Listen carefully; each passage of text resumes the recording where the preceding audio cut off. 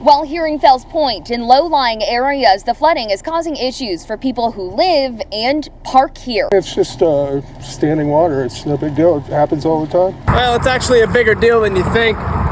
Not only does that flooding cause millions of dollars worth of damage, all of that water in our city and town streets picks up all kinds of debris and pollution. When the floodwaters recede, all that stuff makes its way into the nearest Chesapeake Bay tributary. If you live anywhere near the Chesapeake Bay coast in a Maryland or Virginia town, you may have noticed flooding has become a pretty consistent theme. The deadly floods of Ellicott City, the routine flooding of Fells Point, something like 70% of the homes in Fells Point are in a flood zone. By the year 2050, much of Crisfield and Annapolis, Maryland are expected to be underwater much of the year. In 2018, during the current president's first term, they also recognized this trend, signing a law, the Disaster and Recovery Reform Act, to be executed by FEMA. That legislation created a fund in which all those aforementioned towns and cities could apply for up to $50 million in federal funding to be able to start infrastructure projects to help mitigate and reduce all this Bay coastal flooding. Over $30 million was set to be delivered to Crisfield, over $30 million set to be delivered to Baltimore, over $15 million for Howard County. And in between that time, all of a sudden something changed, and environmental preparedness and restoration became, as administrators for FEMA put it, a waste of money. So one of the first things the second term of this administration did was cancel all of that money. Roughly 18 different Maryland environmental restoration and preparedness projects, totaling something around $70 million, was pretty much wiped away overnight here in spring of 2025. So scenes like we saw all over Maryland yesterday and the resulting impact that we see here, likely in the short run at least, to stay the same and maybe even get a little worse.